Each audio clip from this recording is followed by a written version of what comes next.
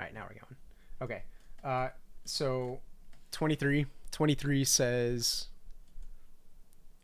which of the following is a factored form of the expression 5x squared minus 13x minus 6? All right, so our goal here is to factor 5x squared minus 13x minus 6. All right, so there are two ways to look at this. All right, you can either go from the answers to the question, i.e. from A, B, C, D, and E, back up to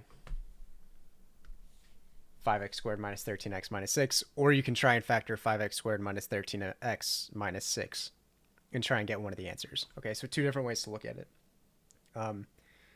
If you don't at all know how to do this, I would expect that you go straight into the answers and FOIL basically until you find an answer. All right, so if we do that, and I'll do both ways. But if we do that first way, so say you don't know how to do this at all. All right, answer A is x minus 3 times 5x plus 2. All right, so if we just, again, FOIL that first answer, we would get x times 5x, which is 5x squared, x times 2, which is 2x, negative 3 times 5x, which is negative 15x, and negative 3 times 2, which is negative 6. All right, and then if we simplify that, we get 5x squared minus 13x minus 6, and then that's our answer. Okay, so because this green box is the same as that blue, that's our answer. Okay, so that's a really easy way to do it. Sometimes it takes more time than others because you could have to go through 3 or 4 or 5 different options, but it's a real quick way that doesn't take a whole lot of thought, and there's a lot less room for error. Okay, so I'm going to stop there real quick. Does that option make sense? Okay, now the other way we can look at it is we can try and factor 5x squared minus 13x minus 6. Okay, so last week what I said is we want factors of 6 that add up to 13. Okay, but that's not really the case here because we have a 5 in front of our x squared. Okay, so what I do is I do that area method.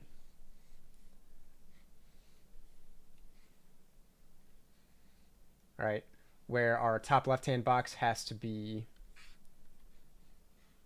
this 5x squared, and our bottom right has to be this negative 6.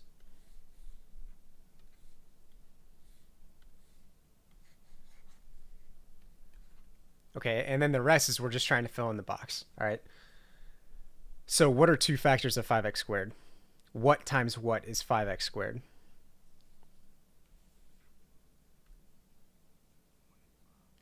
Yeah, so we can do x times 5x, right? Like 1x times 5x. Yeah. All right, so if we do that with x here and 5x here, great. So if we take this kind of area, right, x times 5x, that's 5x squared, so that works. What are factors of negative 6?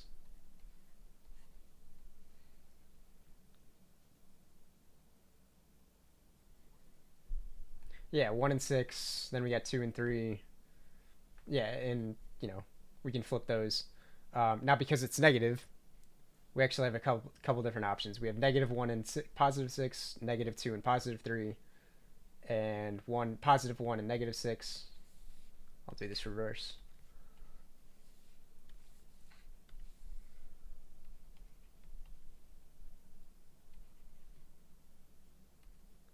All right, so those are 4 options. All right, now one of these factors is going to be multiplied by 5, and one of them is going to be multiplied by 1.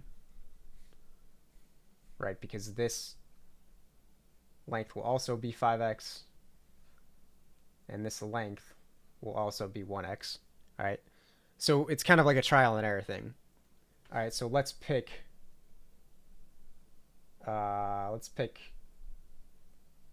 I guess this bottom one. All right, so if we plug that in, if we plug in -3 here and +2 up here,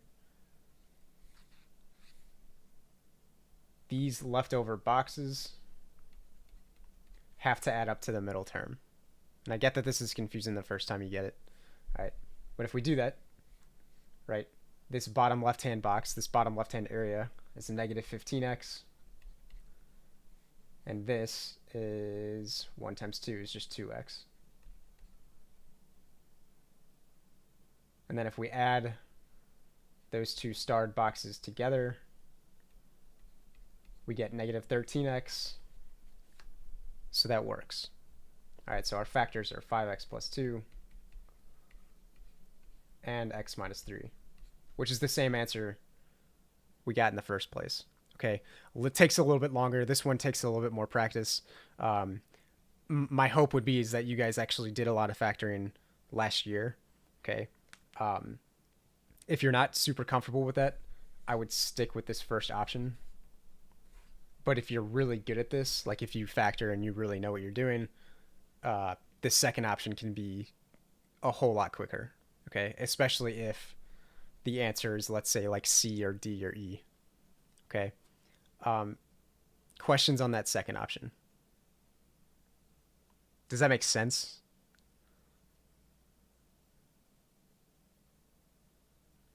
Okay. Liam, how do you feel about that second option?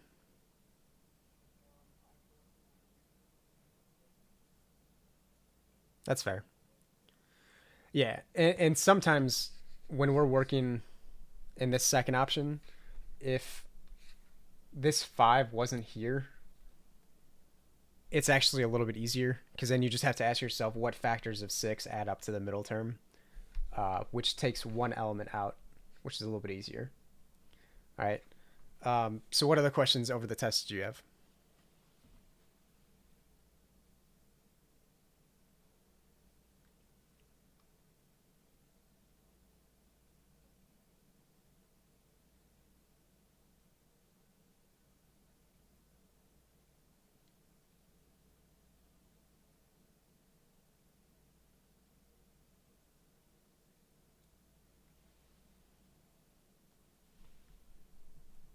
Annie? All right, let me look through and see if there's another factoring one because I'm almost positive there is.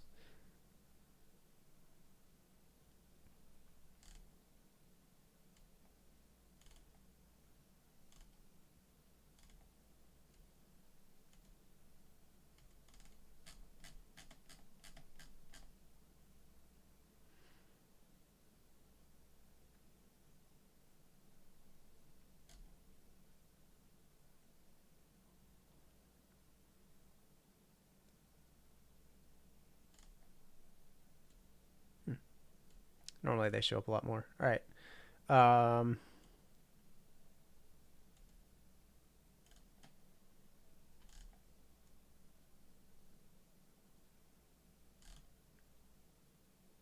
Okay, well, we're going to have a couple practice ones here coming up.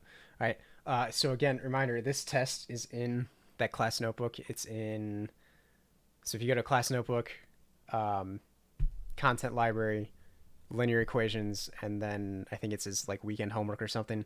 The test is there. All right. And then the answers are like way down at the bottom. So I would urge you is to practice some of these, especially the ones you didn't get, and then try and compare your answer to the actual answer and see maybe where you went wrong or where you can be a little bit more efficient. All right.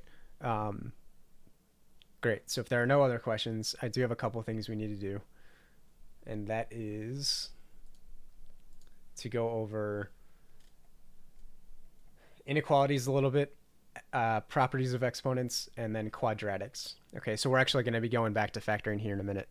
But also we're going to do a little bit of calculator work, trying to find zeros, trying to find minimum, trying to find maximum.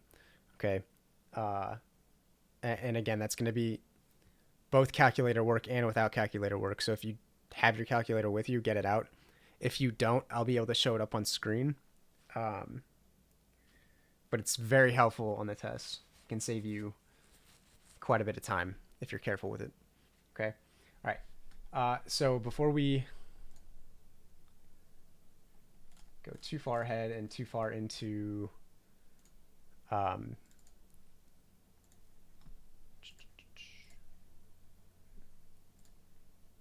like actual content, I want to do a couple warm-up exercises.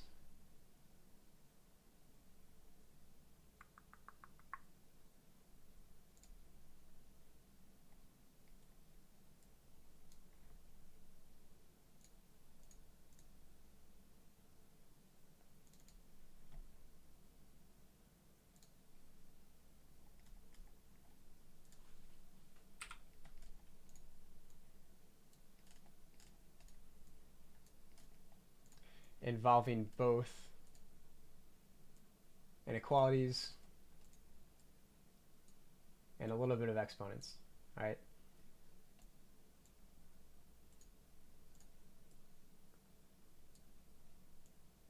So what I'm going to ask you guys to do is to take, we'll say 15 minutes, because these are sometimes a little bit trickier, and I want you to try and solve these questions. All right. Can you guys both see these? All right, great. All right, so take 15 minutes. That brings us to 228, and then plus 3. So at like 232 or so, 233, we'll start to go over these. And we'll check them together. All right.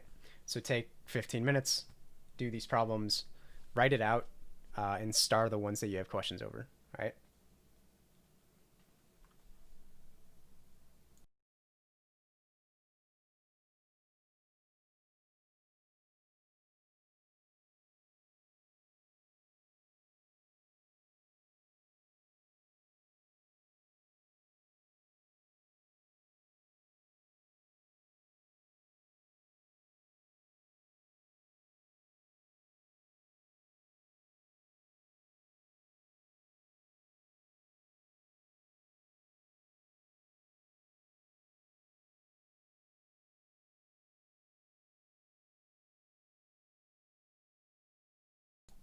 Yep.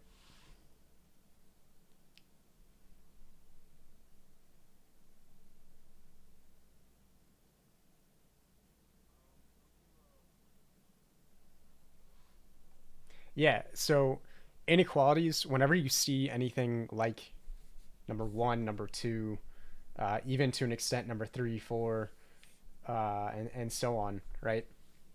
Just pretend that this sign is just an equal sign, right? So yeah, you're right. We have to add 3 to both sides. So when we do that, we get 2x is greater than 14. And then what?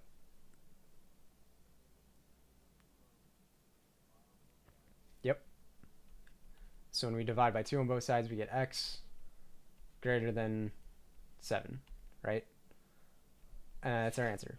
All right, so it's B. Questions over that?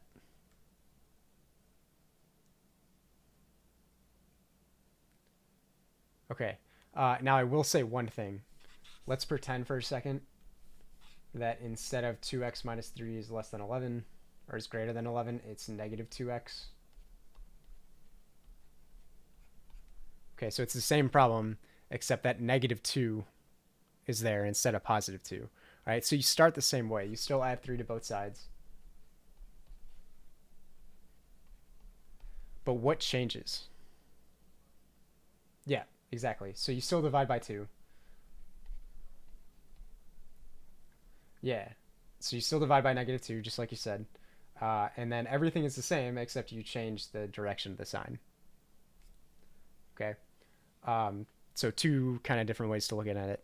Now, to go a step further, just so we can see this for later on, if we were graphing this on a number line, right, x is greater than 7. So we have a number line.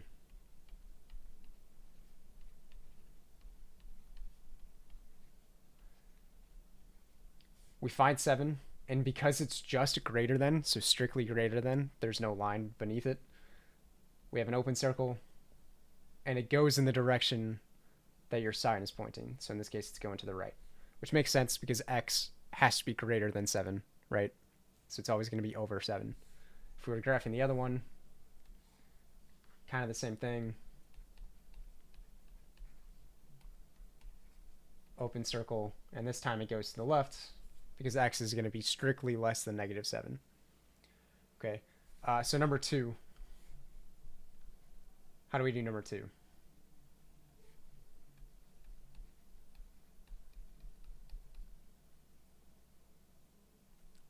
Well, it's the same thing, okay, except this time our x is on the different side, okay? So what I'm going to do to start, and depending on what your answers look like, you should always do this.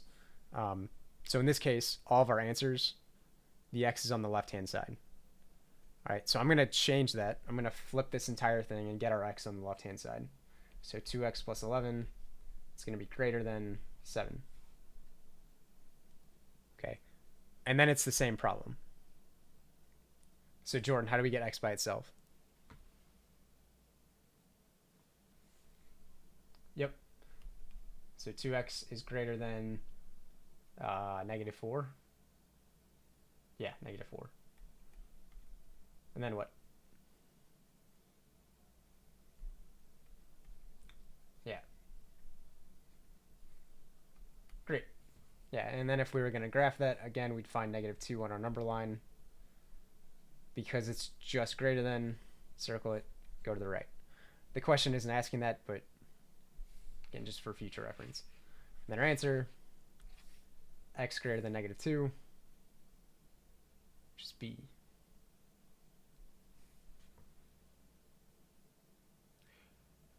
Questions on 1 or 2?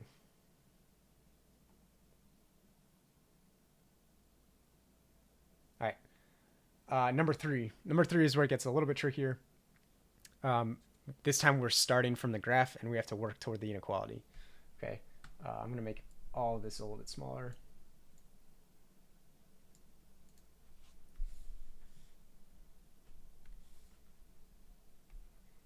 So number 3 gives us the number line.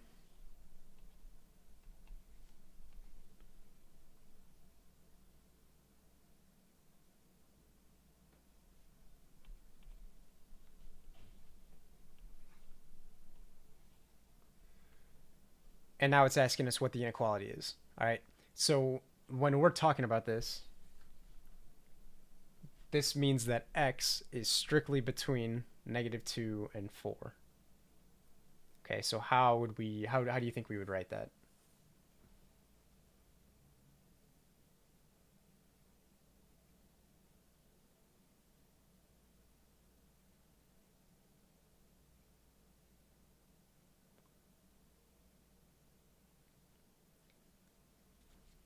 Okay, so let's start with the answers. All right, so when you don't know what to do with the question, you go to the answers and see if you can maybe figure it out just a little bit easier.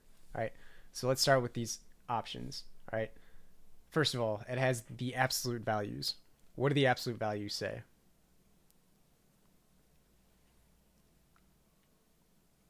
Yeah, there's 2 answers basically. All right, so when it says that the absolute value of x plus 1 is less than 3, that means x plus 1. All right, if we were simplifying that first A option, it would mean x plus 1 is less than 3, but it's also greater than -3. All right, and then if we were to simplify it, right, we would subtract 1 from everything.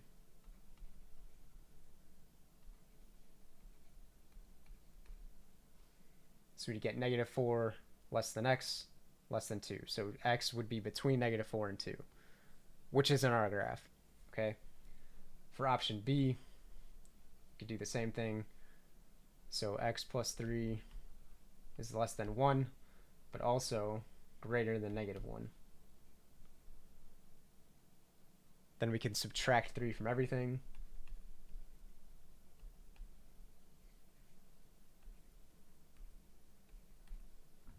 And that's saying that x is between -4 and -2.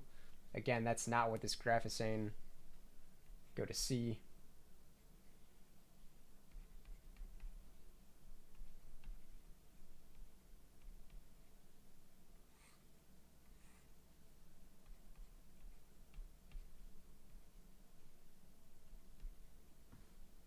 And this is saying the exact same thing as that graph.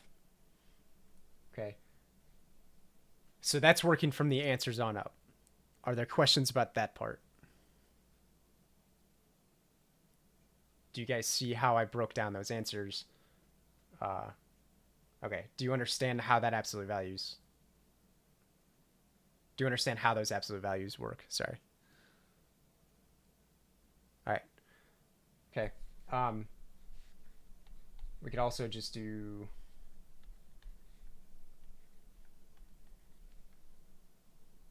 right, and then see what we'd have to add to get kind of the same thing, right? So we would have to have 3 on both sides, some absolute value of 3. So in order to get there, we'd have to subtract 1 from everything. Yeah, and that gets us our same answer. Okay. Number 4. Solve for x. 2x minus 4 is equal to 10. What do you do when there's an equal sign?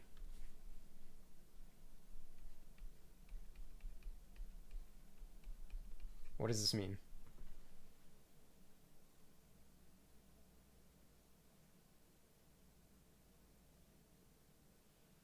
Yeah, so 2x minus 4 is equal to 10. And 2x minus 4 is equal to negative 10. And then you solve both of those.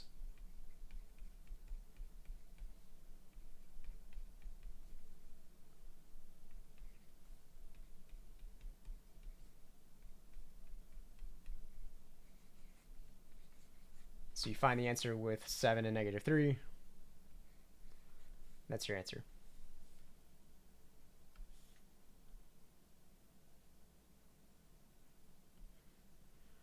Questions about number 4? All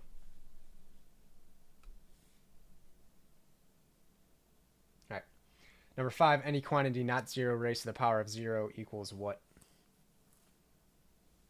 Anything to the power of 0 is equal to what? Yep.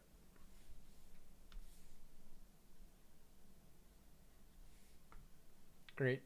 Number 6, the fraction 1 over 100 million can be rewritten as what?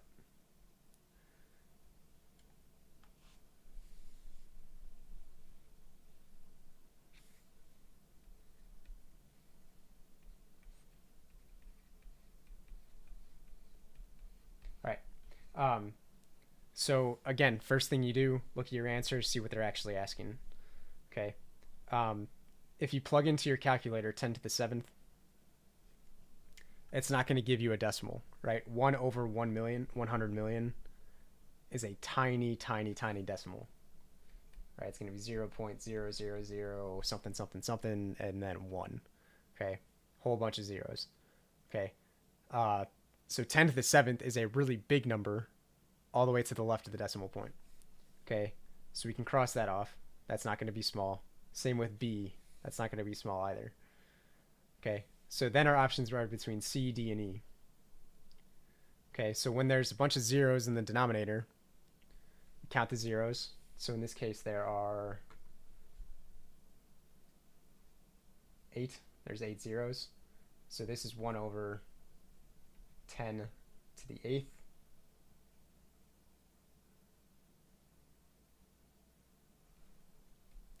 And then we can rewrite that as 10 to the negative 8.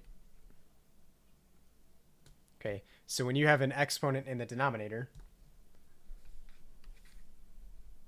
like you do right here, you can rewrite that entire thing as 10 and then just make the exponent negative, which is a property that we're going to get to here in a second.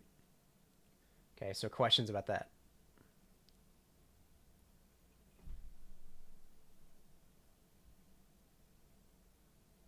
Okay. All right. Number 7.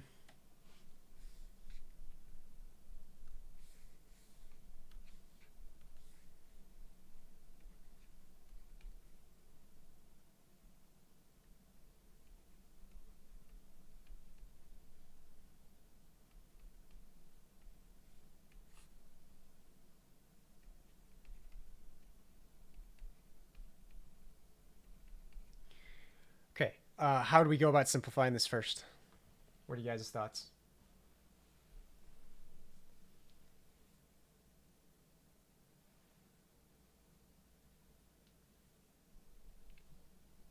Okay.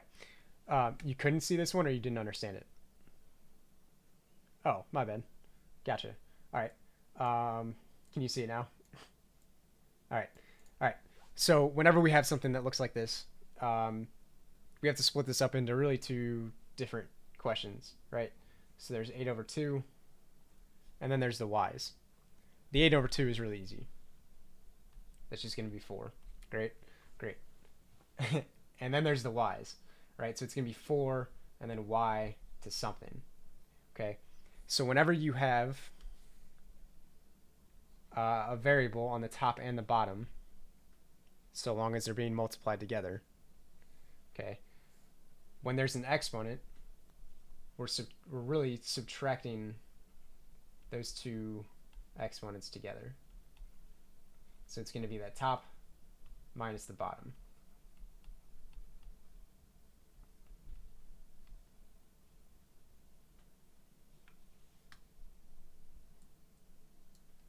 So when we do that, 3a minus a, that's 2a, 2b minus a negative 2b, that double negative is a plus, so that's 4b, and then c minus c, so there's no c. And everything else is the same.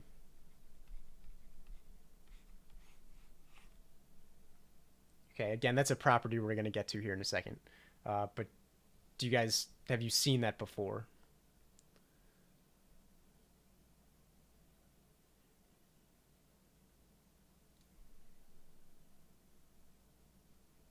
Yes, you are right.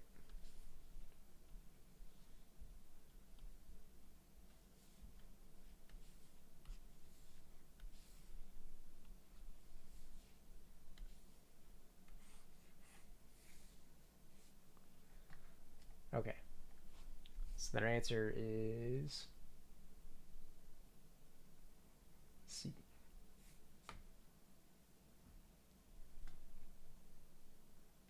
Okay. I'm going to erase some of this.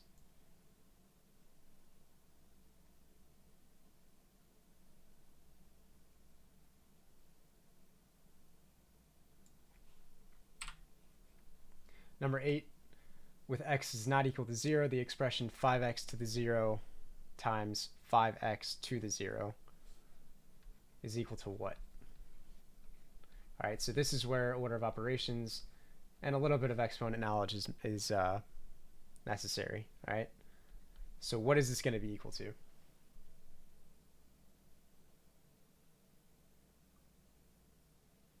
So what is anything to the 0 power? 1, right? And order of operations says that we have to do the parentheses first, right? So if we take this parentheses and take it to the 0 power, what is that going to be equal to? Well, it's 5x. 5x is some number, right? So this some number taken to the 0 power is equal to what? Just 1, right? So then we have 5x to 0 times just 1. Okay. Then we still have to worry about the other exponent.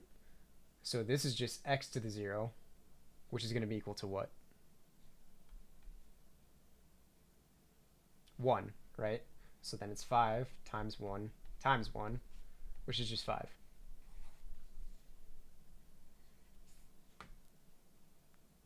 Does that make sense? Okay. Another way you can look at that if you get confused is to do it on your calculator.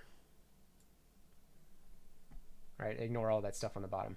And we just type in exactly what they had on the question, right? So we do 5x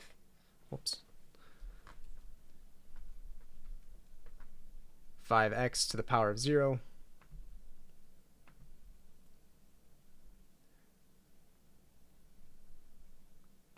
times 5x in parentheses to the power of 0.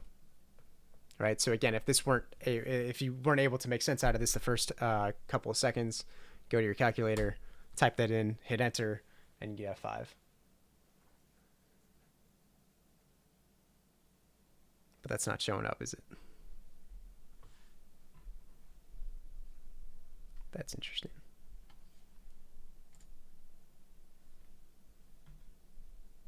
That's unfortunate. All right, but you would type that into your calculator. I don't know why that's not showing up.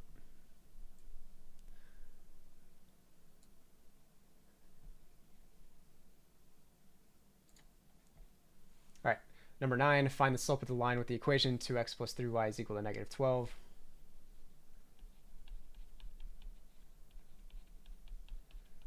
All right, so last week we talked a little bit about equations of lines. The one that you guys are always familiar with that has slope, and it's really easy to get, is y equals mx plus b.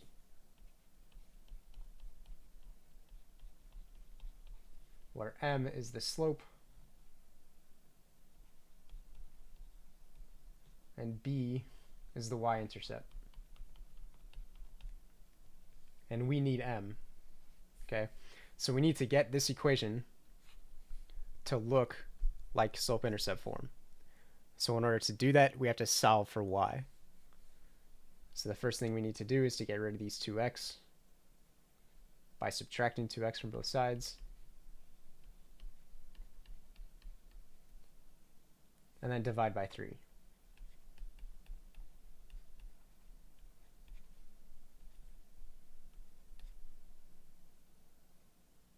Okay, and then when you do that, we have negative 2/3 as our slope.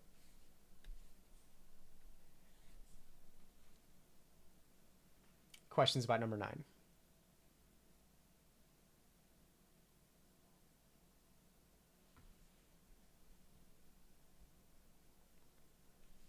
Number 10 is going to be similar. X minus 2y is equal to negative 6. Again, it's asking for the slope. So we need to solve for y. If we subtract x from both sides, we get negative 2y is equal to negative x minus 6. Then divide by negative 2.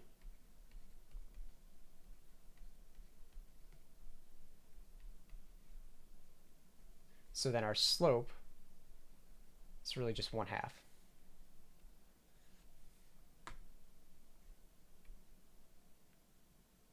Questions about number 10? All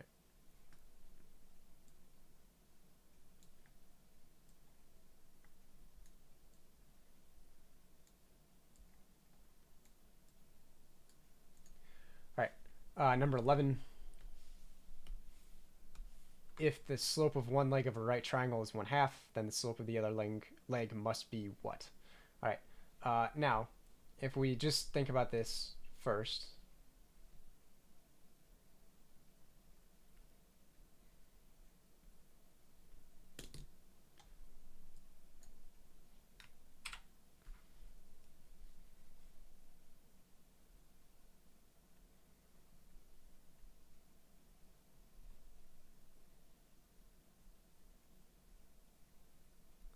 All right, if we have this right triangle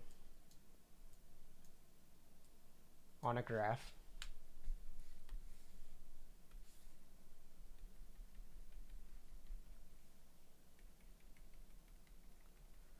where the slope of this leg is 1/2, how do we get the slope of the other? If we have lines that are perpendicular, what is true of their slopes?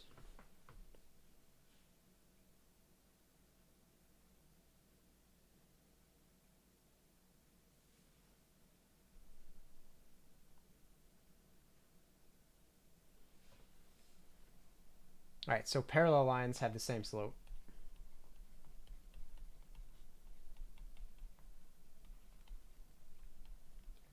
So the slope of the first line is equal to the slope of the second line. Perpendicular lines, which is what we're dealing with,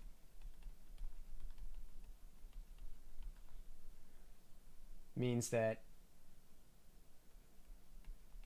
the first slope is going to be equal to the negative reciprocal of the second. Okay, so we need to take this slope, flip it, and make it negative. So our perpendicular slope will be negative 2 over 1, which is option A.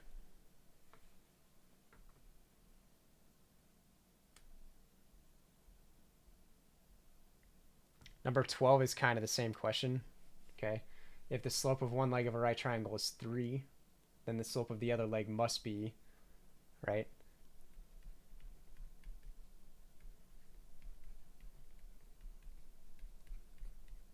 So that'd be negative 1/3, because we're taking this slope, we're flipping it, and we're making it negative.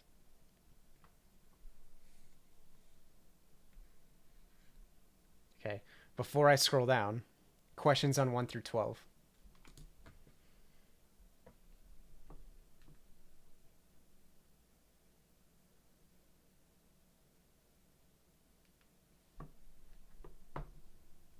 All right.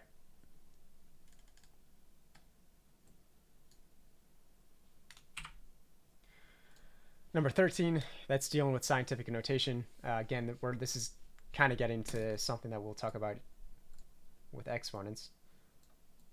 All right.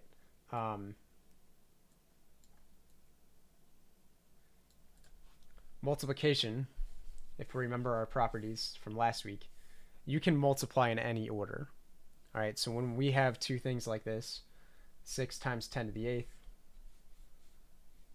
times 4 times 10 to the negative third, we can multiply all these numbers in any order that we want to.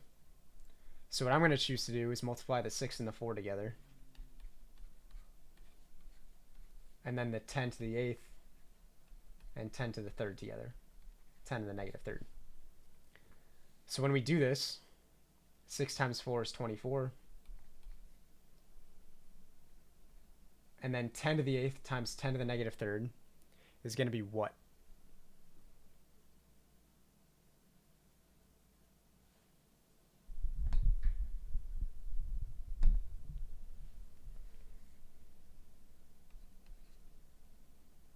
Yep. How'd you get that?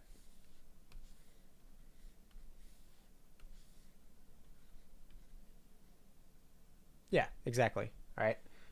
So then when we do that, right, so when you're multiplying numbers with the same base, you're adding their exponents. So we add the 8 and the negative 3. Perfect. Okay. So then this number, this whole scientific notation number, ends up being 24 times 10 to the 5th. Okay. But we want a decimal. We only want one place in front of the decimal. So we need to move the decimal that's really right here, and we need to move it over 1. How do you think we do that?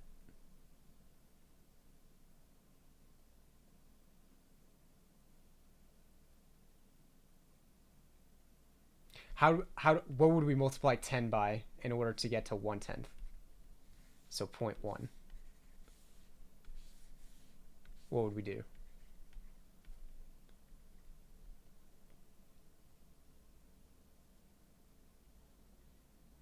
Sorry, how do we multiply 10 to get to 1?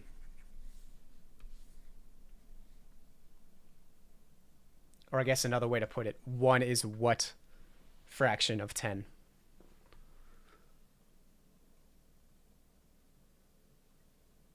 Yeah, 1/10, right? So it's 1/10.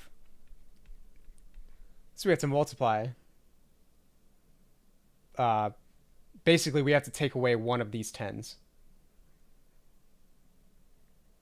Right, we're multiplying 10 to the 5th times 1/10. So this then becomes 2.4 times 10 to the 4th. Did that make sense? I feel I never really explained scientific notation very well.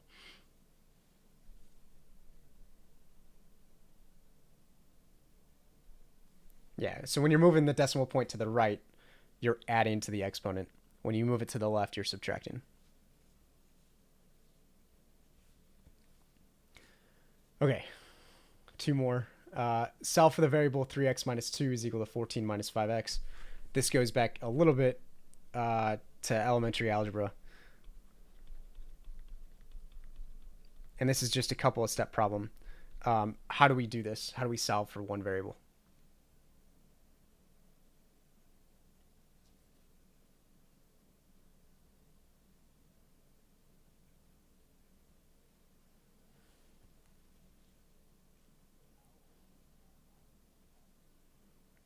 Yeah, that's exactly what I would do. You would get all the variables to one side and then get all the constants to the other. Okay, so when you do that, what do you get on the left-hand side? When you add 5x.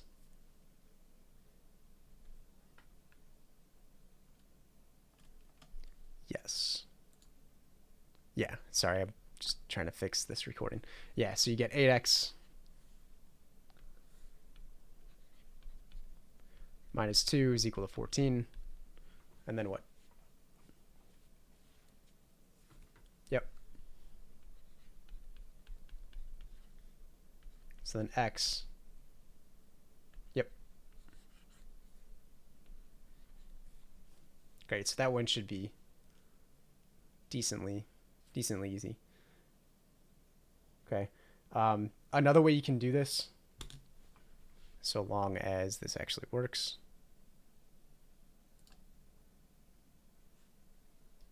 which it's not. God, I really wish that would work. Okay. Another way you can look at that is that you can plug in on your calculator, you can plug in this side into y1, this side into y2, right, when you're graphing, and then calculate where they intersect. Okay, and again, I would show you that if my calculator, or if my like capture device was working, but it's not. But there's a really easy way to do that. Obviously, you guys have been doing these types of problems since probably 8th grade, so this is probably the easiest anyway. Okay, number 15, which graph below represents the solution to x minus 1 is less than or equal to 2? Absolute value of x minus 1 is less than or equal to 2.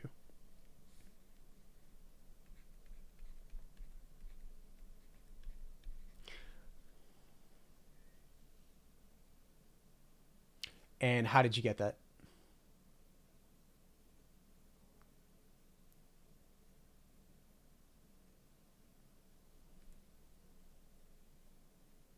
So let's break this down really quick.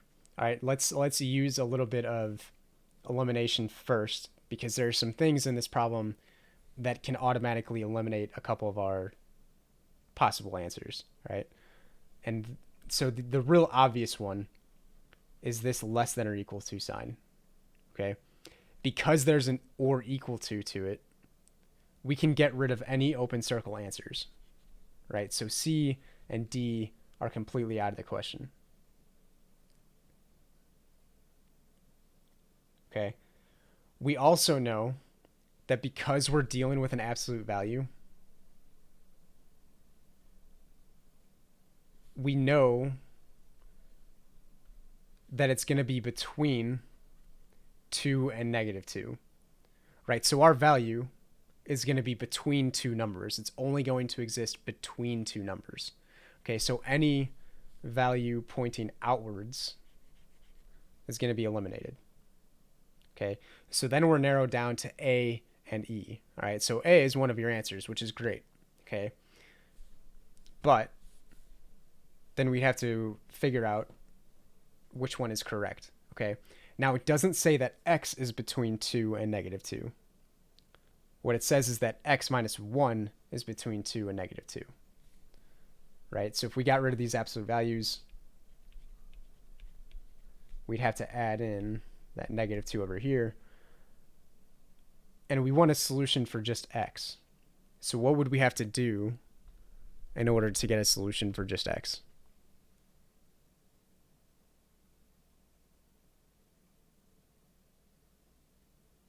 How do we get X by itself in the middle?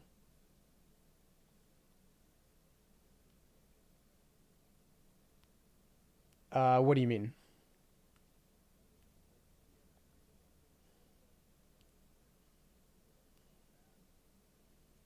Yeah, so, okay.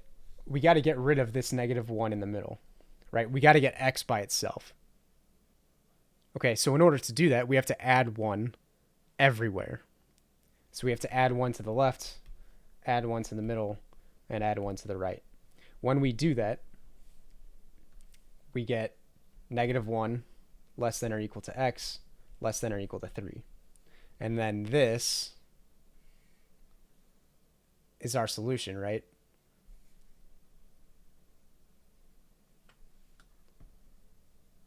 So that means that x is going to be between -1 and +3 with closed circles. So then our answer is E. Okay. What you answered was A, which is super close, but it was just missing that one step. Does that make sense? So we got to make sure we deal with that inner part as well. All right. So let's take a step back. Are there any questions over those 15 problems that you guys want to go back and have me explain again?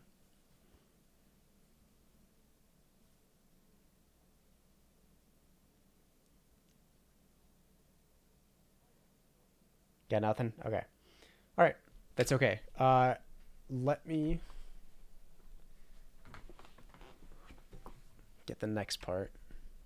I want to try and see if I can get this calculator working real quick.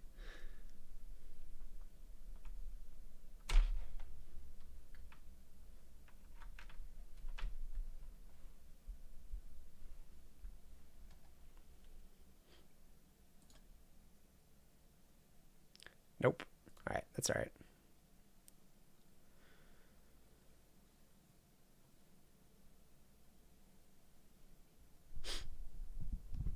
As soon as this pops back up. There it is. Okay. All right. So I want to quickly and kind of I think we're taken care of with inequalities. Do you guys feel at least somewhat comfortable with inequalities now? There are about 4 or 5 problems in there. Did you say yes or no, Jordan? Yes. Okay. Good. All right. So I'm gonna kind of go past that. That's all number line stuff, which is great. And there's different types of inequalities, which hopefully we'll get to. But I really want to spend a little bit more time on exponents and quadratics. Okay. And I'm gonna stop this recording real quick and see if I can get this to work. So give me 2 seconds. All right, now we're recording again. All right. So I want to go over exponents real quick, and then so all the properties of exponents, which is reviewing kind of what we did in the last couple of problems, especially number 7 and 8. And then we'll have a couple more practice. And then I want to go over quadratics, which is going to have a lot to do with our calculator. So if you don't have your calculator out, have it nearby, have it ready, and then we'll do some work on that end. All right. So let's start with the properties of exponents.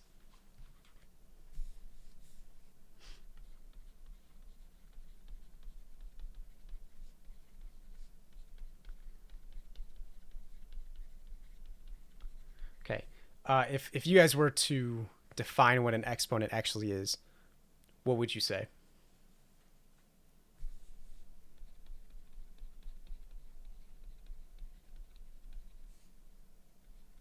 So say we have a to the b power. What does that b mean? What does it tell you?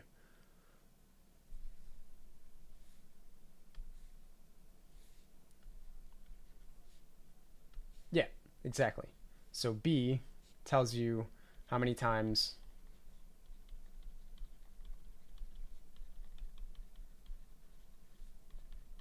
you multiply a by itself.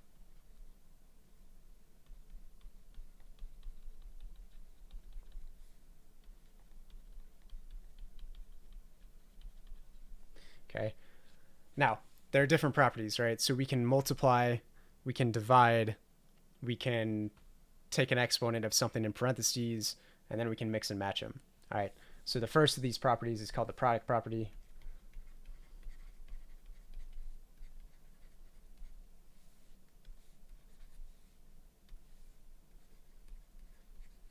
which says that if we are multiplying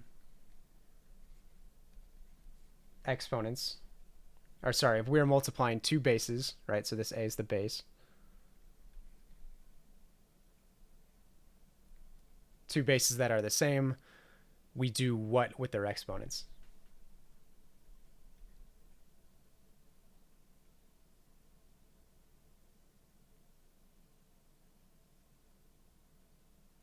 Right, so when we're multiplying two of the same base, we are adding their exponents. So this then becomes a to the power of b plus c. All right, so for example, say we have x to the fifth, and we multiply that by x to the seventh.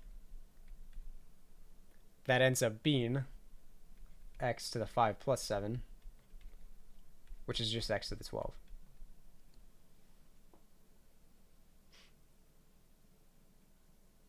Another way we can look at the products property, which can help, especially if this property is a little bit confusing or you want to understand a little bit better. All right, if we were to split x to the fifth up, that's x times itself 5 times x times itself 7 times.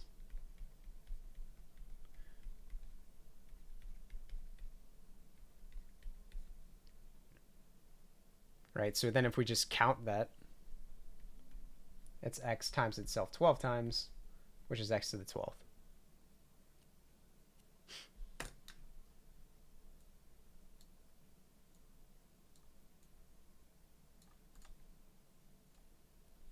Right, so that's multiplying, and then we can also divide.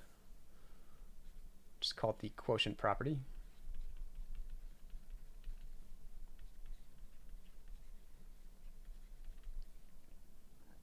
Which says that if we have a quotient of two bases, two of the same bases, this time instead of adding, we're subtracting.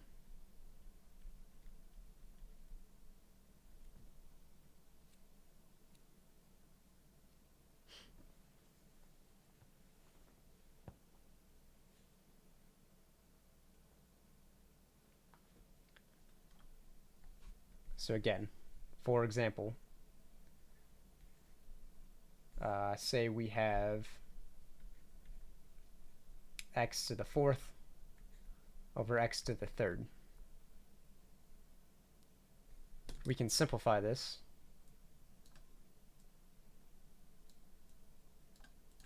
by subtracting those exponents together and just combining it into one base. So then we just get x to the first. Again, if you want to look at it a little bit differently, x to the fourth we can rewrite as x times itself 4 times. And x to the third as x times itself 3 times. And then if we were to simplify that, we'd cross out common factors.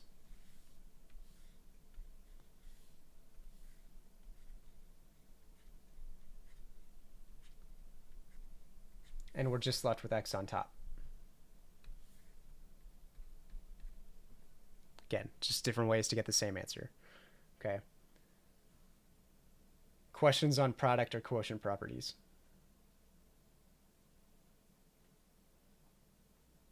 Okay. All right. The other one is the power property.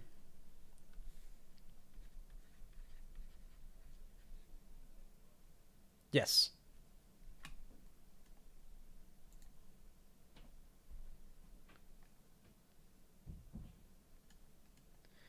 So the power property, I just screwed up the recording again. Product property in blue, quotient property in red, and then the power property in green. All right, so the power property says, like Jordan said, we're going to be multiplying instead. But if we have a to the power of b, and we take that entire thing to the power of c, that's really a to the power of b times c.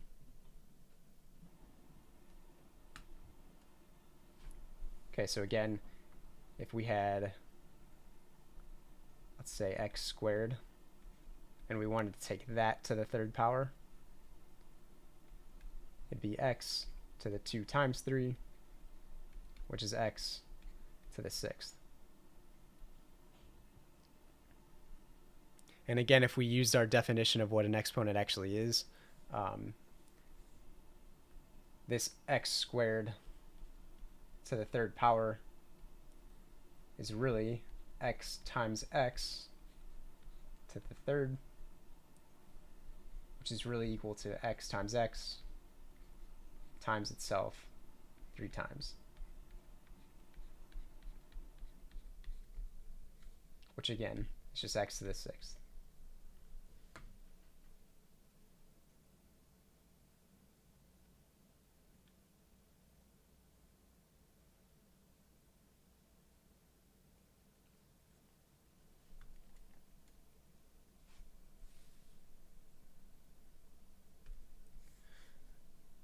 And then there's there's kind of two more, right?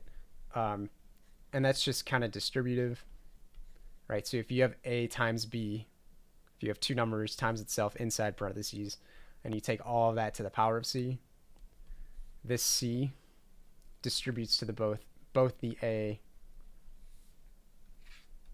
and the b.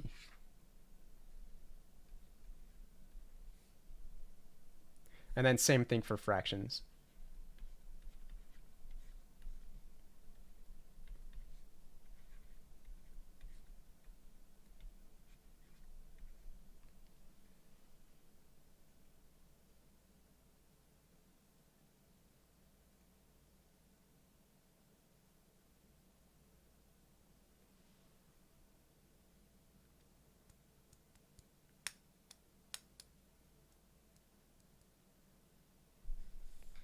And then one more thing I'm going to mention are radicals, right? So if you have, actually there's a couple things I'm going to mention. Kind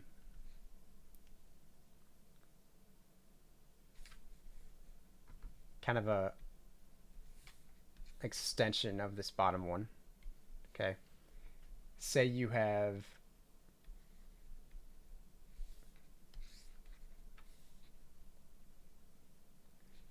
okay. I'm going to keep it a little bit more simple. Both of these things, these two things in white, they work both ways.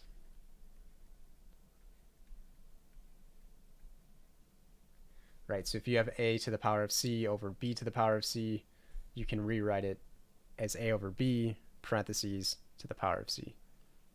Okay, and then same thing for multiplying. That'll come up in one of the questions that I'm going to have you do here in a second. And you'll kind of see, once you do it once or twice, it's a little bit easier to focus on. Okay. The other thing I want to mention, though, are radicals. Okay. And they kind of have the same properties.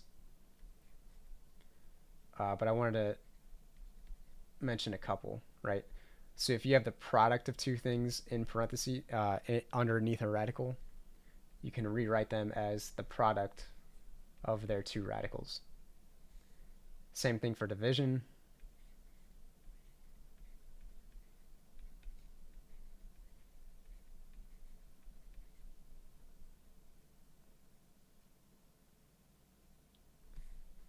And then what a radical actually is really anything to the 1/2 power. That I don't think shows up as much, but this, basically everything inside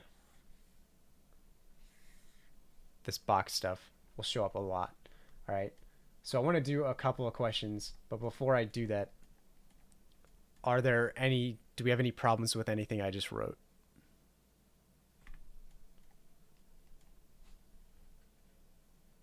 Okay.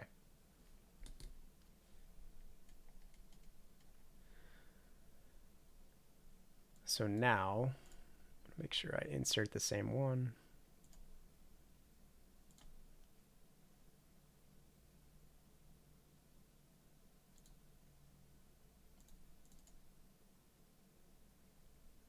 Yeah, all right.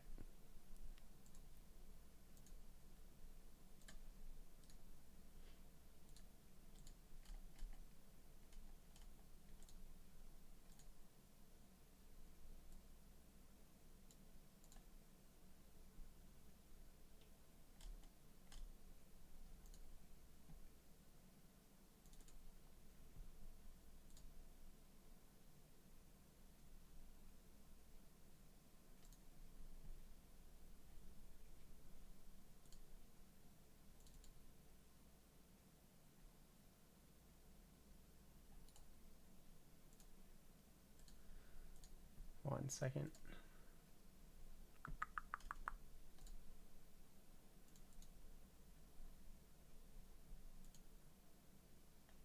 There it is.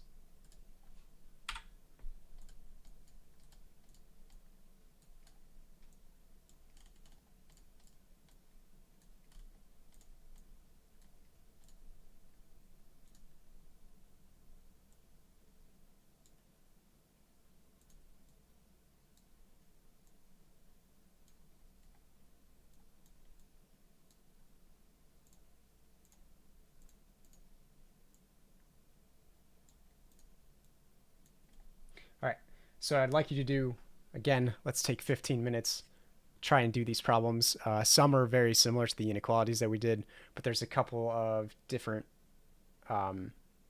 exponential stuff in there. All right, so I'd like you to take 15 minutes, do these problems, and then we'll go over them together. All right, so at 3, like 40-ish, we'll come back and do these together. In the meantime, if you finish early or whatever, stand up, get a drink of water, and then come back. And by that time, we'll be about ready. All right.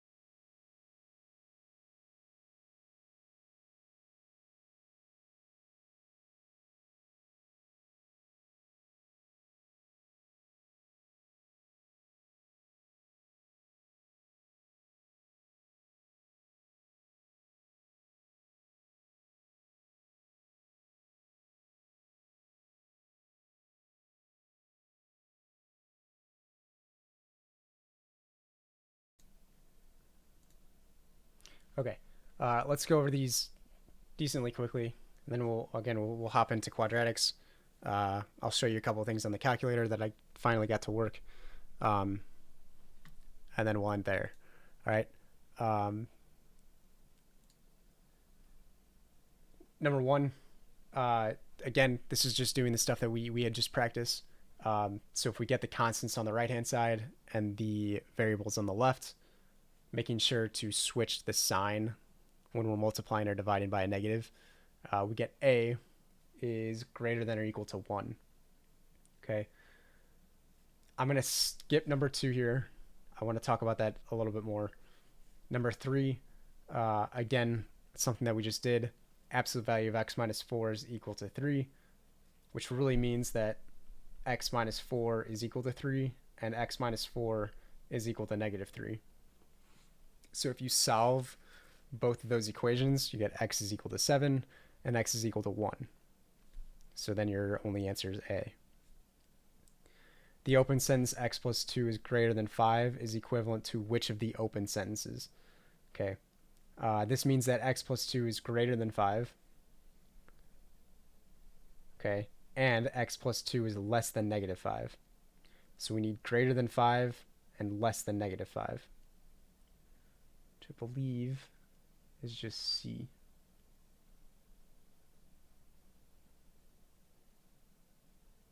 Yeah, that's your only option. Simplify 4 to the 0. Again, any number to the power of 0 is just equal to 1. So the answer is D. 4a to the 0. Again, any number taken to the power of 0 is going to be 1. So this is really 4 times 1. So we just get 4. 4a to the power of 0. Again, 4a is some number. That number taken to the power of 0 is just 1.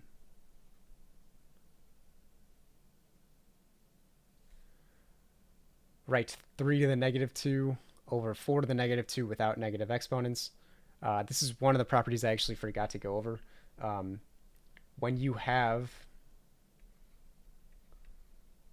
an exponent in the denominator, you can rewrite that in the numerator with a negative exponent. Okay, and again, this works both ways. Okay, so we would take 3 to the negative 2, put it in the denominator, and 4 to the negative 2 and put in the numerator. So then we get 4 to the power of 2 up top and 3 squared on the bottom. 4 squared is 16. 3 squared is 9. So you get 16 over 9.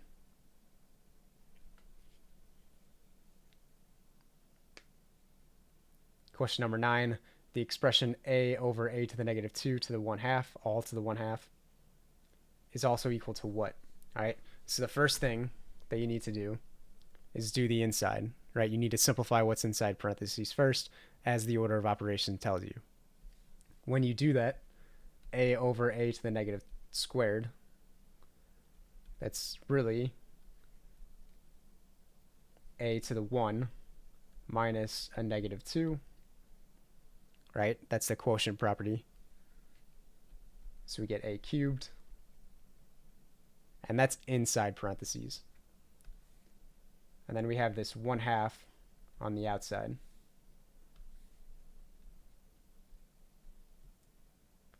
So then we use our power property to multiply 3 and 1/2. So we get a to the power of 3/2.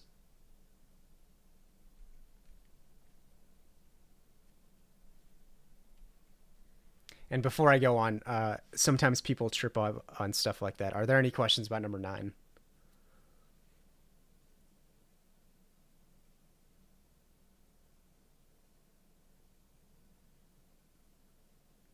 Okay. Number 10. I'm going to do that on the calculator.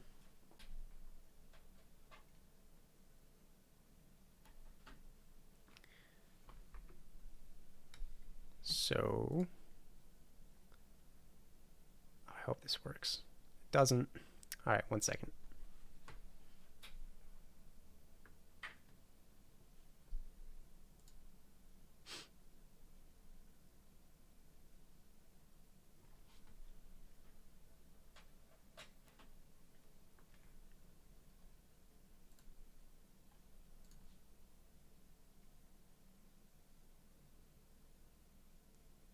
It's just freezing on me. Hold on a second. Sorry about this.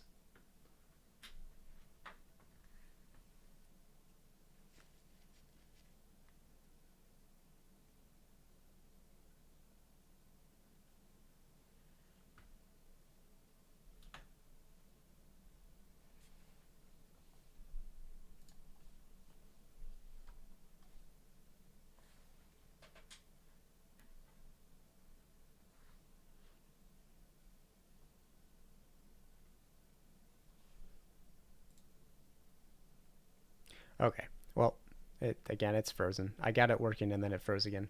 All right, so number 10. I would just plug into a calculator. I would plug it in as exactly as you see it. 64 in parentheses to the power of -2 divided by 3. And then multiply that by 8 in parentheses to the power of 4 divided by 3. Okay. That's the easiest way to do it. Now, you could also do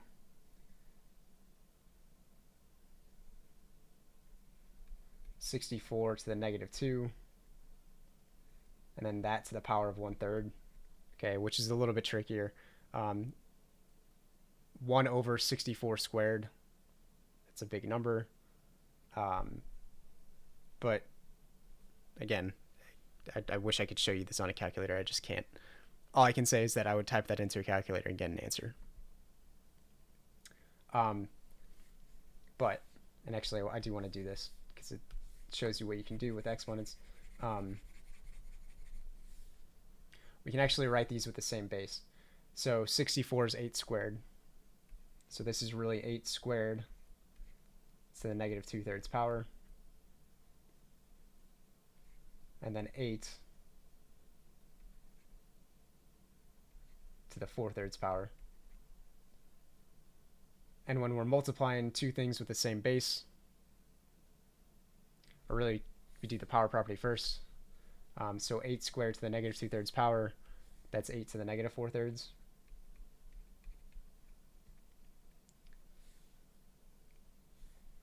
Again, times 8 to the -4/3, or +4/3.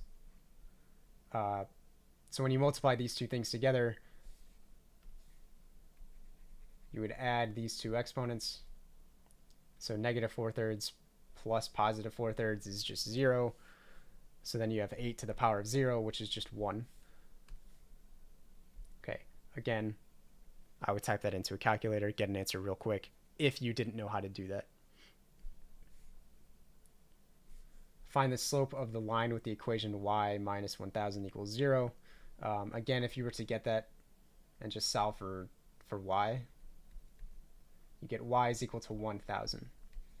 Okay, now there is no x in there, so what is the slope?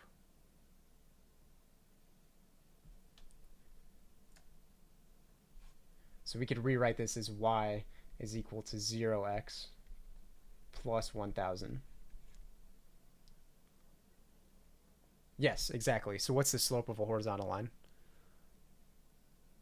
0, right? Yeah, so your option's B.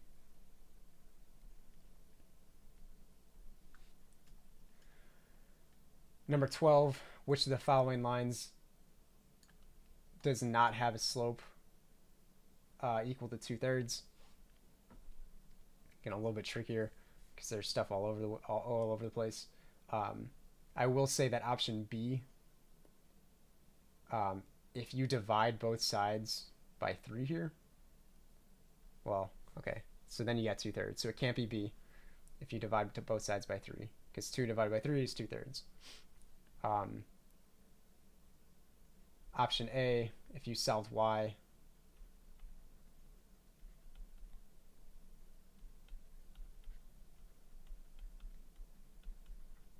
so it's not A or B.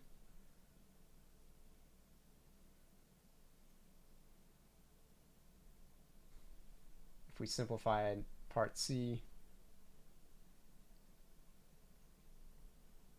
get 3y is equal to 9 minus 2x. If we divide that by 3, we get y is equal to 3 minus 2/3 x. And then that doesn't have a slope of 2/3. It has a slope of -2/3. All right, so your answer here is C.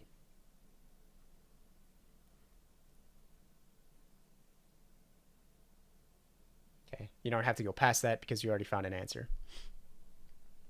Find an equation of the line that passes through 2, -3 and is perpendicular to the line 2x minus y is equal to 10. Okay, so this is a little bit trickier.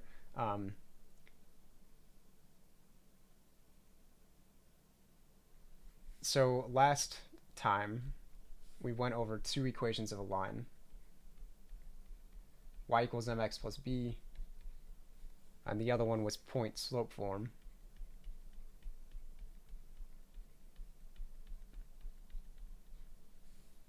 Which is in blue.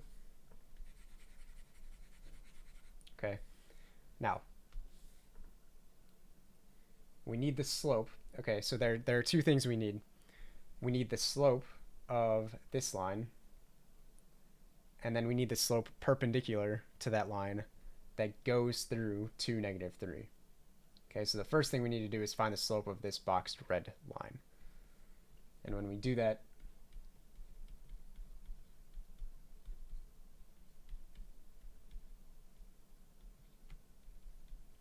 we get that our slope is 2.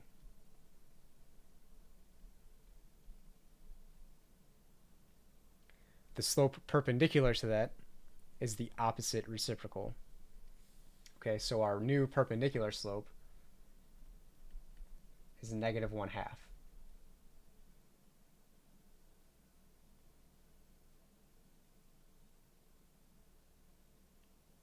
Okay, so again, we found the slope of the first line, we found the perpendicular slope, and now we need the equation.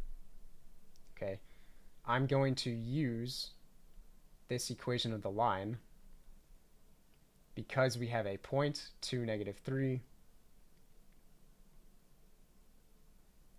and we have a slope, -1/2. So if we plug in y1, which is -3, right? So 2, -3. This is just x1, y1. We get y plus 3, because double negative, equals -1/2 x minus 2. When we simplify that,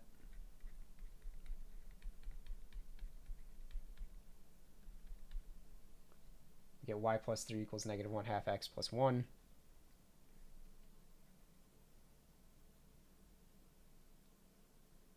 Subtract 3 from both sides and add 1/2 x.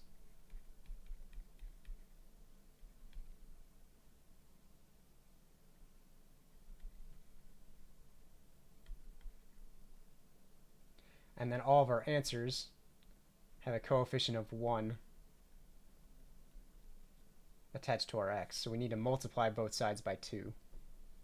So we get 2y plus x is equal to -4, which is option A. Okay, there were a lot of steps there. But again, before I move forward, were there any questions over that problem?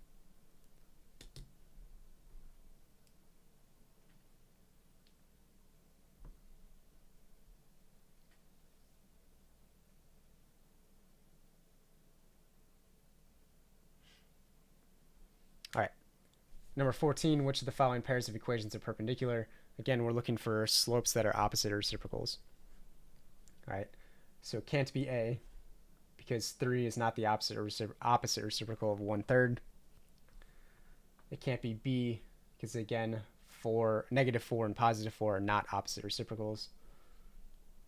C are both horizontal lines, and we're left with D and E. All right.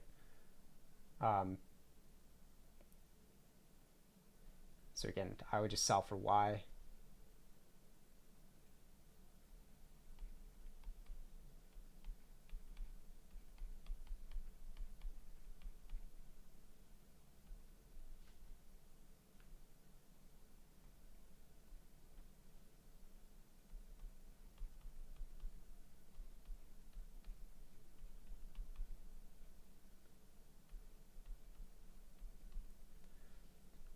So again, these two slopes aren't opposite reciprocals, so that's not your answer, and the only one left is E. And then finally, -23 to the 0 power. Sorry, -23 to the 0 power. Again, anything to the 0 power is just 1. So your answer is B.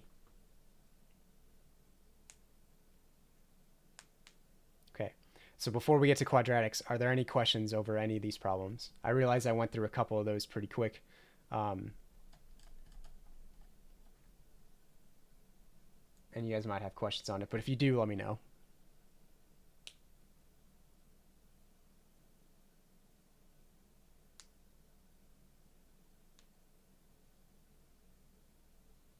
Number 2, I just realized I forgot to go back and do this. If E is less than F, okay, if you're just multiplying by a constant, it has to be option B. Right? If you're dealing with real numbers, E, F, and G, we have to figure out which one of these is not true. Okay. If E is greater than 0, then 1 over E is greater than 0. That has to be true. Okay. If E is less than 0, then E squared has to be greater than 0. Right? A negative times a negative is always going to be a positive. That's what that's saying. If you have a number between 0 and 1, if you multiply that by itself, it's going to be less than the original. And then if you have a positive number and you make it negative, it's going to be a negative number. Right, so your only option here is B.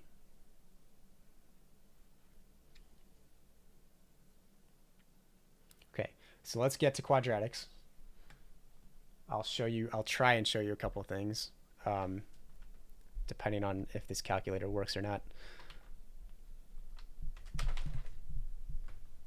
But first I want to go over a couple equations and what a quadratic actually looks like. Okay, all right.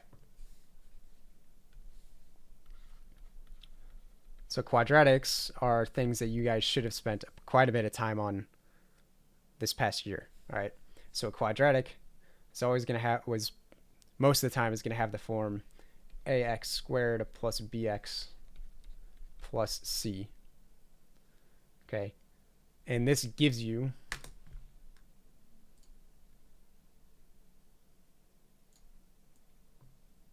a graph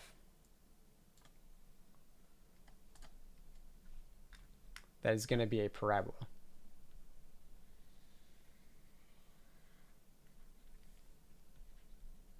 And it's going to be facing up like so if a is greater than 0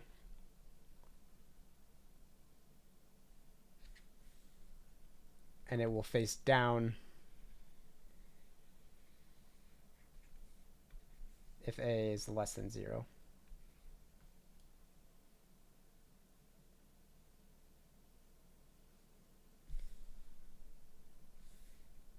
If a is greater than 0 in white, it will have a minimum, which is called its vertex.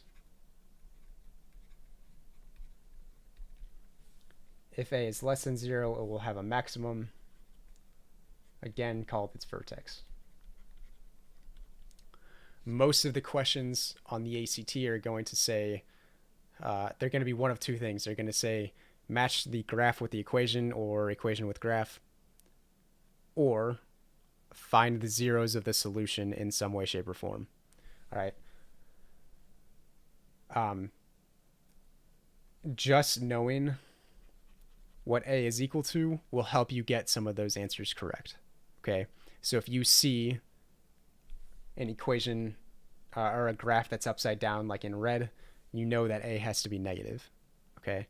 So that'll narrow down your answers usually by half. If a is positive, then it has to be facing upward, like in white. Okay. The other question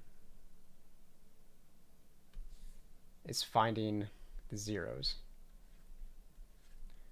Okay. In order to do that, you're going to use the quadratic formula.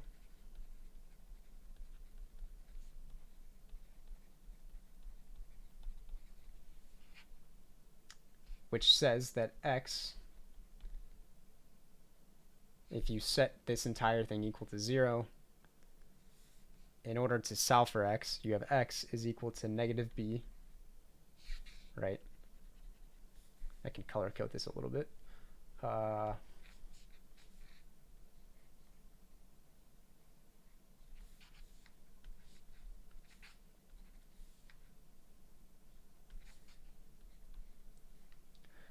Negative b plus or minus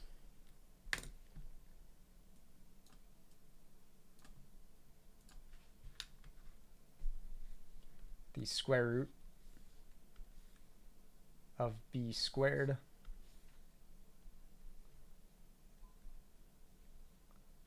minus 4ac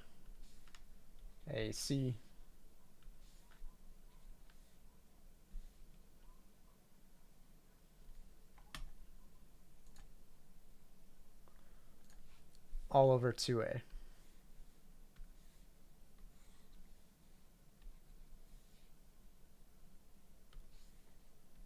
Okay, so there are two answers here. One is going to be negative b plus the square root of b squared minus 4ac all over 2a. And the other one's going to be negative b minus the square root of b squared minus 4ac all over 2a. Okay. Again, I would show you that on a calculator. And I'm going to try one more time here.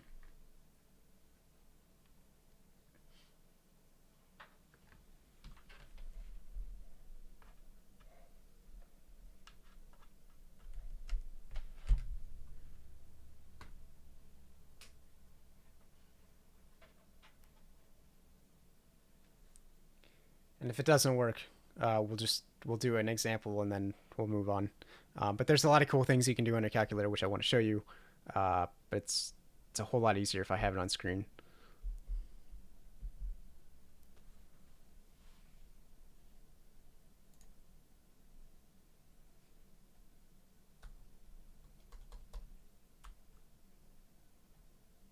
And it does not. All right, neat. Okay.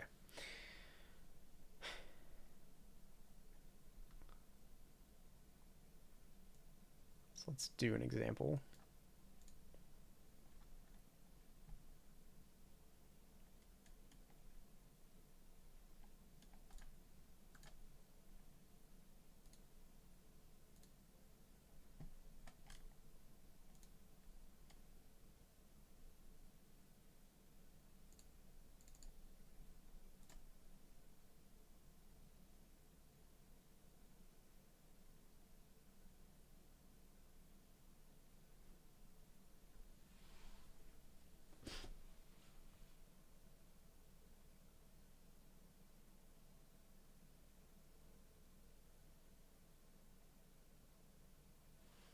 Okay, should take like 2 seconds.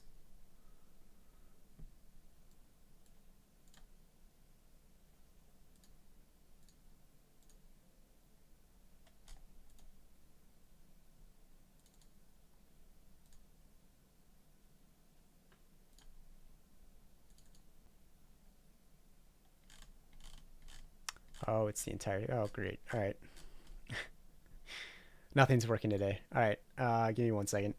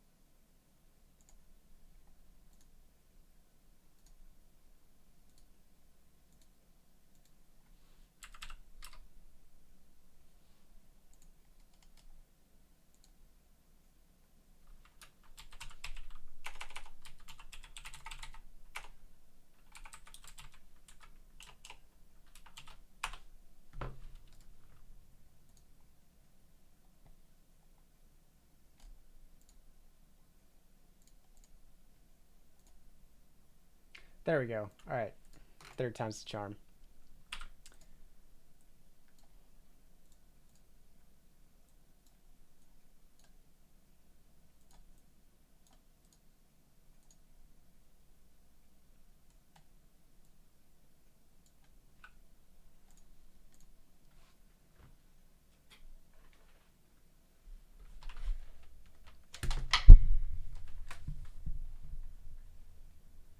Okay. Um, I want to focus on just a couple of these. All right, because we're kind of running low on time. And that is question number 3, number 4,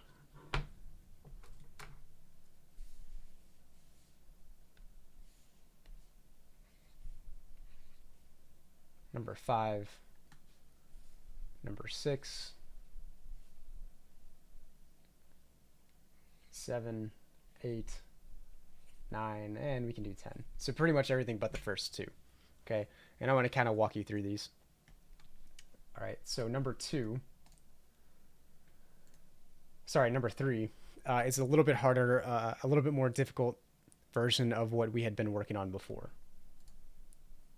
Okay, and that is because it just has 2 variables. All right, so number 3 says to simplify 4x to the negative 2, y cubed, all squared, all over xy. All right, so if we simplify that, we have to use our properties of exponents to do that. Okay, so the first thing we would need to do is we need to simplify the inside of parentheses, just because of order of operations. Now we don't have anything inside the parentheses that we can simplify, right? Because there's a constant and 2 different variables. Okay, so then we have to move outside the parentheses. And the next thing in the order of operations that we have to do is the exponent. All right, so we have to worry about this 2. And this 2 distributes to everything on the inside. So it's 4 squared, x to the negative 4, y to the 6th, all over xy. Right, those 2 just stay the same. Then we have to use our quotient property. All right, we can simplify 4 squared, that's 16. And then we take each variable as kind of its own problem. Okay, so x to the negative 4 over x is x to the negative 4 minus 1. All right, and then y to the 6th minus 1. So when we simplify that, it's 16x to the negative 5th, y to the 5th. Now, none of our answers have that. None of them have negative exponents. Okay, so what we need to do is we need to simplify a little bit more, and we can do that by getting rid of this negative exponent and making it positive. And in order to do that, we have to take this thing circled in white and bring it in the denominator.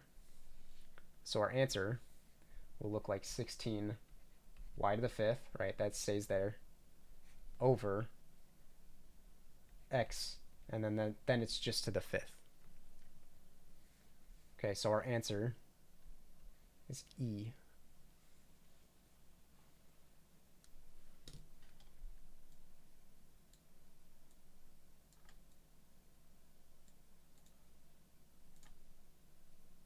All right, number 4, simplified square root of 32. Okay, so last week I talked a little bit about prime factorization. So basically, I'm going to make a factor tree of 32 until we get factors that are just prime. Okay, so if we divide 32 by 2, we get 16. 16 isn't prime, so we can keep going.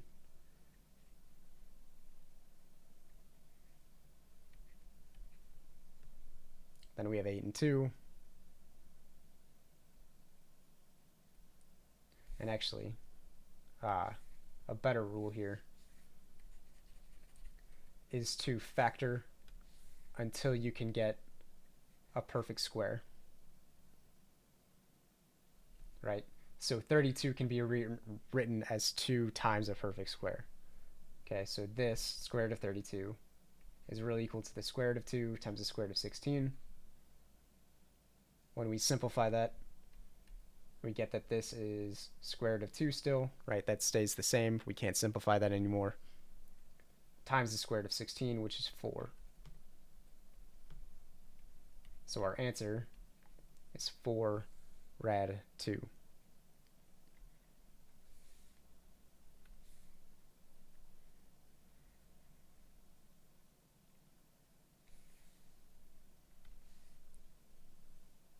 Number 5, which of these is an irrational number? Okay. Again, this is where I would look to the answers and just see which one you can't simplify into either whole numbers or ratios of whole numbers. Right? Square root of 16, that's just 4. Right? Square root of 25, that's 5. 3 times 5, that's 25. Or 15, sorry. And we can keep doing that. The only one we can't simplify, though, is the square root of 6. Right? That's just the square root of 2 times the square root of 3, and we can't go any further. But those are both irrational numbers, so then D is our answer.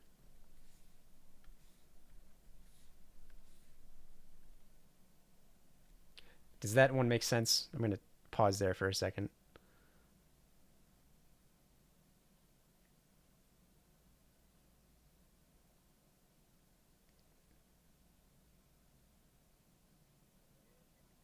All right.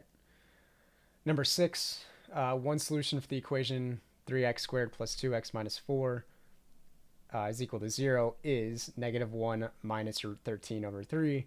What is the other? Again, if we just know that quadratic formula, we know that the only difference between the two answers is subtraction and addition. Right? So you take the same thing, but we're just looking for an addition sign, so that's D.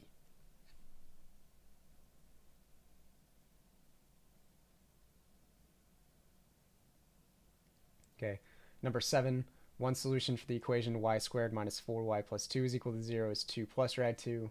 What is the other? Again, we're just changing one thing. So that'd be C. And you can check that, right? So negative b, so just 4 plus or minus square root of b squared.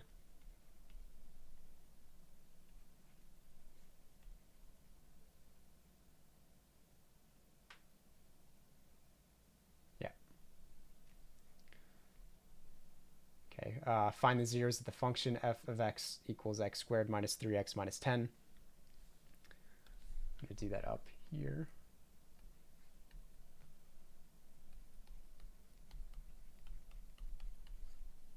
Right, a is 1, b is negative 3, c is negative 10. So you can use the quadratic formula here, and I'll say this. There are a couple of different ways to answer this problem.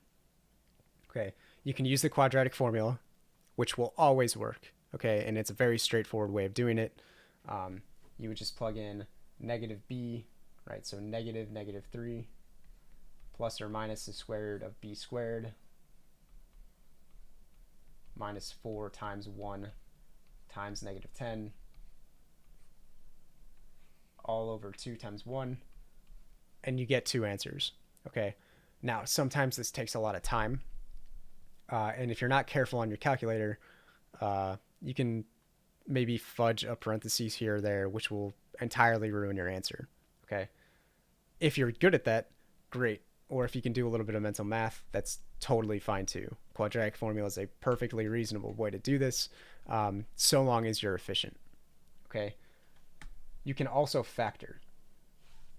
Okay, so if you factor x squared minus 3x minus 10, again, I'm going to make a little bit of room.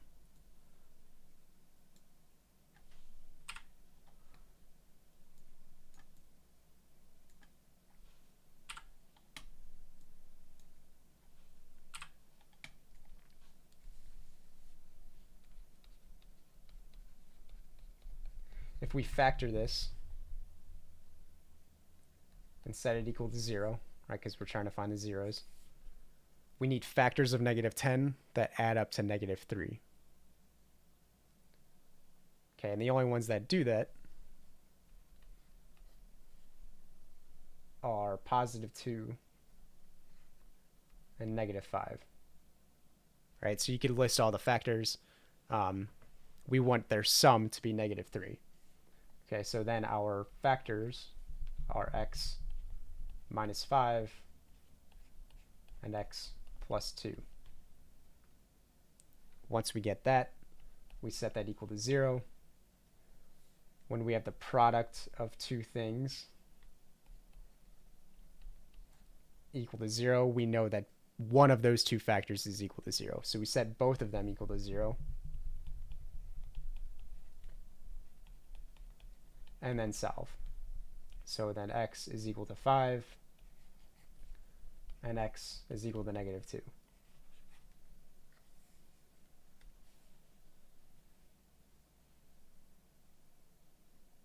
So C is our answer.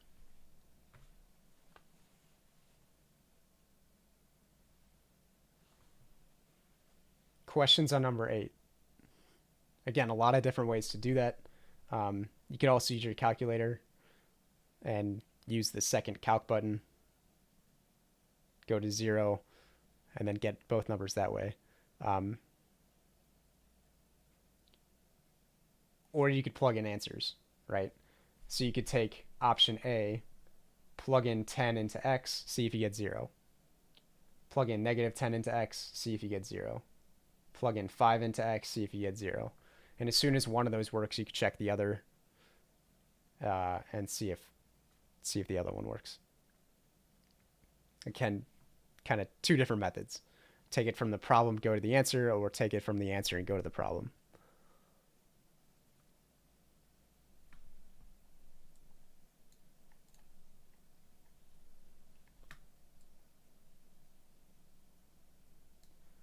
All right. Last two.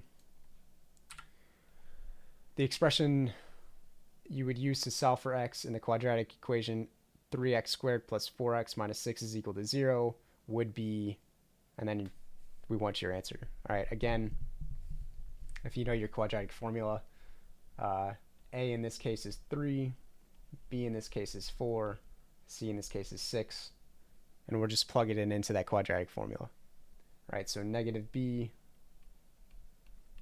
plus or minus the square root of b squared minus 4 times a times c all over 2 times 3.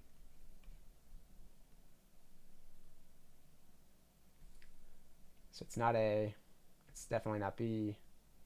The only other option is d. Right, so you don't even have to like write out the entire equation. You could just note one, what the actual formula is, right?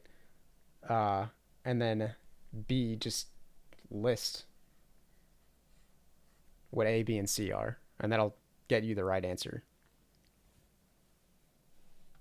Okay, number 10, simplify 5 square root of 500.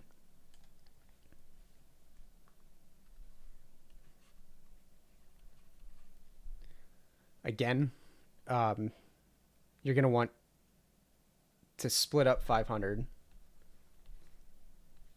into some number times a perfect square. All right, so we're going to try and factor 500 into something times a perfect square. Okay, so an easy one is 100. And then you'd have to multiply that by 5 to get 500. So then we can rewrite square root of 500 as square root of 100 times the square root of 5, and then simplify. Right? Square root of 100 is just 10, and then square root of 5 stays the same because you can't simplify it, and we get our answer.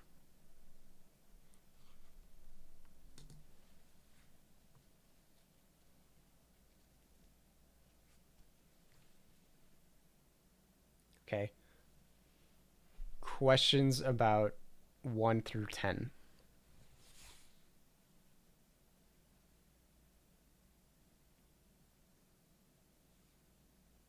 Sorry, 3 through 10. Okay.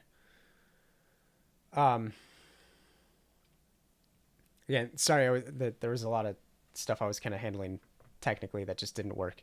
I'm gonna try and get this working for class on Wednesday. I will say I'm gonna have to push Wednesday back like an hour. If that changes things, that's fine. Show up if you can. Obviously, if you're there, you're already doing awesome because you're the only two here right now. that's really it though. Okay. So the next thing I want to go over is trig, and triangle stuff. So like Pythagorean theorem, different angle quotients and stuff like that. Okay. And then the last class, we'll do a little bit of logarithms, a little bit of systems of equations, and a little bit of matrices.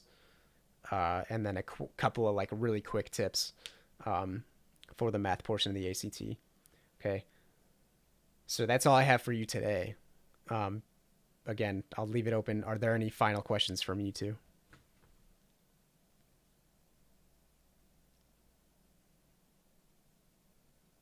Okay. Um, Thank you for actually showing up. I appreciate it.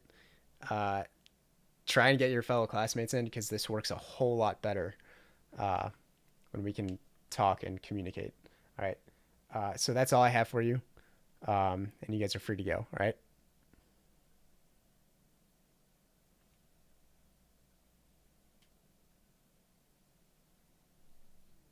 Yep. I'll see you later, Liam.